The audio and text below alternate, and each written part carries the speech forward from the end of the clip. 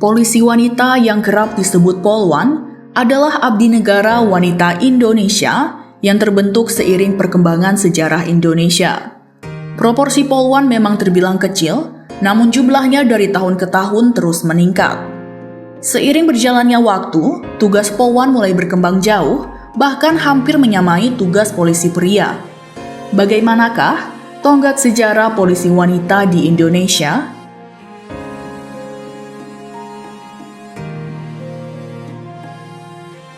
Peran penting Polwan telah dibutuhkan sejak awal kemerdekaan Indonesia, terutama untuk membantu penanganan dan penyidikan terhadap kasus kejahatan yang melibatkan wanita, baik wanita itu sebagai korban maupun pelaku.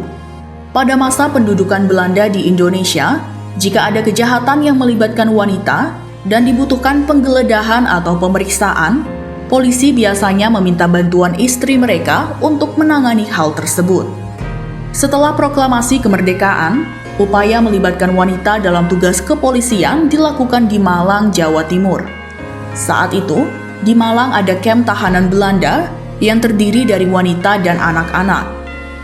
Di tangan pemerintah Indonesia yang baru terbentuk, 25 wanita muda dididik untuk menjadi polisi wanita, tetapi tanpa pangkat.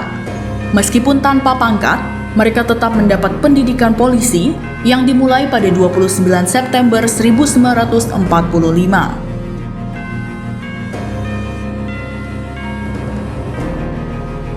Masa perjuangan Indonesia mempertahankan kemerdekaan, terutama saat Belanda melancarkan agresi militer, menjadi awal baru bagi pembentukan polisi wanita Indonesia. Saat Jepang kalah, Belanda ingin kembali menguasai Nusantara. Hal ini membuat arus pengungsi dari beberapa daerah melonjak. Di Yogyakarta, pada tahun 1948, terdapat 38.000 pengungsi dan 8.800-nya adalah pengungsi bangsa lain. Sedangkan di Bukit Tinggi, jumlahnya bahkan melebihi jumlah penduduk asli. Muncullah kecurigaan bagaimana jika pengungsi yang berdatangan adalah mata-mata Belanda. Akhirnya, dilakukan pemeriksaan pada barang dan tubuh pengungsi. Namun, timbul kecanggungan ketika para polisi pria harus memeriksa tubuh pengungsi wanita.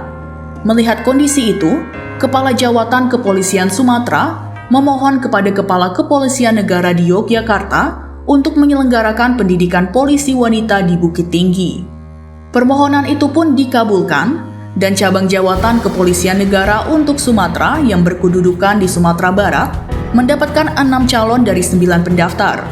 6 calon yang telah bekerja sebagai guru, pegawai, bidan, dan pamong praja itu adalah Mariana Mufti, Nelly Pauna Situmorang, Rosmalina Pramono, Dahniar Sukoco, Jasmainar Hussein, dan Rosnalia Taher. Keenamnya resmi diterima sebagai angkatan kedua Sekolah Inspektur Polisi atau Sekolah Polisi Negara di Bukit Tinggi pada 1 September 1948. Itulah mengapa tanggal 1 September kemudian ditetapkan sebagai hari jadi Polwan.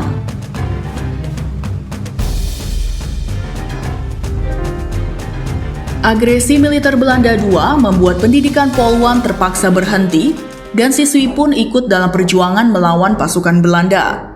Setelah Belanda mengakui kedaulatan Indonesia pada 19 Juli 1950, 6 siswi dipanggil kembali untuk menjalani pendidikan inspektur polisi di Sekolah Polisi Negara di Sukabumi, Jawa Barat.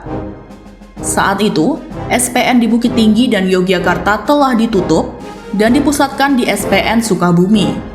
Setahun kemudian, pada 1 Mei 1951, ke-6 siswi lulus dan dilantik menjadi inspektur Polwan pertama di Indonesia. Mereka kemudian ditempatkan di Jakarta dan diberi tanggung jawab menangani kejahatan yang dilakukan oleh atau terhadap wanita dan anak-anak. Mereka melakukan pemeriksaan fisik wanita, melakukan pengawasan, serta pemberantasan masalah pelacuran dan perdagangan wanita dan anak.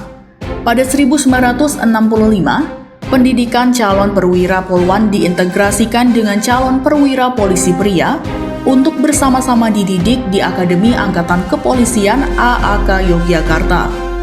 Dalam satu dekade, Depo Pendidikan dan Latihan atau Dodiklat 007 Ciputat membuka kelas pendidikan untuk Bintara Polwan.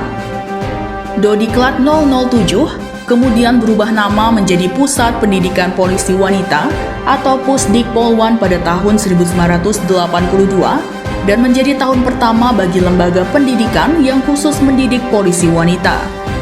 2 tahun kemudian, Pusdikpol 1 diganti menjadi Sekolah Polisi Wanita atau Sepolwan. Sejak saat itu, jumlah polwan dari tahun ke tahun terus meningkat, dan mulai tahun 2000-an semakin banyak kesempatan bagi polwan untuk menduduki beberapa jabatan strategis di tubuh Polri. Meskipun menghadapi berbagai tantangan, kehadiran polwan telah menjadi citra tersendiri bagi kepolisian Indonesia. Sosok wanita yang halus hingga tegas telah menempatkan polisi wanita bukan hanya sekedar wanita berseragam,